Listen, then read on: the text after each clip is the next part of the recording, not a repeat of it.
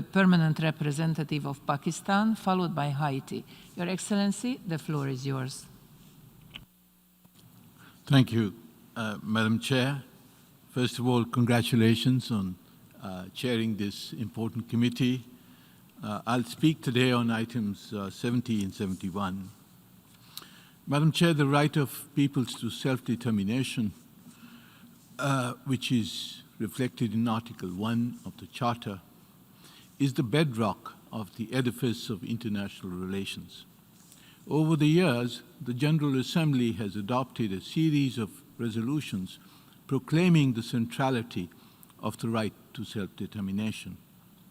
General Assembly Resolution 2649 of 1970 declared that the denial of the right of self-determination is a gross violation of the UN Charter, and that people so denied have the right to struggle for the realization of their right by all available means. Madam Chair, through obfuscation and oppression, India has denied the right of self-determination of the people of Jammu and Kashmir for 7 decades. On 5 August last year, India initiated the so-called final solution in occupied Jammu and Kashmir by eliminating its statehood, imposing a siege, and changing its demographic composition.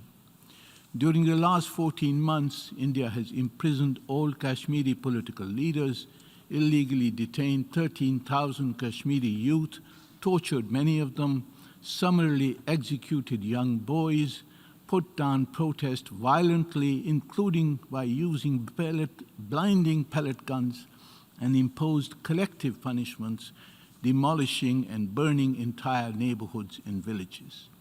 Not a single Indian soldier has been punished for these crimes. 1.5 million Indian settlers have been issued domicile certificates to transform Indian-occupied Kashmir from a Muslim-majority state into a Hindu-majority territory. All of this is well documented. The High Commissioner on Human Rights has urged India to unlock the situation and fully restore the rights that are currently being denied to the people of Jammu and Kashmir. The joint communication by 18 special mandate holders of the Human Rights Council, issued on 4 August, has termed the human rights situation in Indian-occupied Kashmir in, quote, free fall, unquote. Major human rights organizations have expressed similar serious concerns. The OIC has called on India to halt its oppressive policies. Similar concerns have been voiced by political leaders and legislators in the United States, the United Kingdom, Canada, and Europe. I wish that my colleague from Germany had added Jammu and Kashmir to the long list which he mentioned earlier today. Madam Chair, Indian authorities have failed to respond to any of these calls.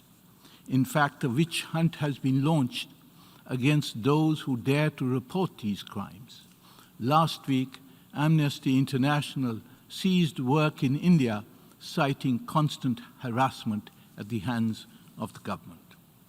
The international community must demand that India halt its egregious violations of human rights of Kashmiris, accept an international inquiry commission, and agree to implement the Security Council resolutions to enable the people of Jammu and Kashmir to exercise their right to self-determination.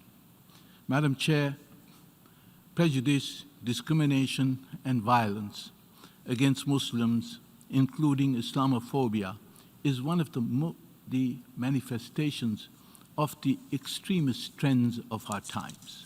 Islamic shrines and holy places are being destroyed. Our Prophet, peace be upon him, insulted, the Holy Quran burnt, often in the name of freedom of expression. The OIC has officially recognized 15th March as the International Day of Solidarity Against Islamophobia.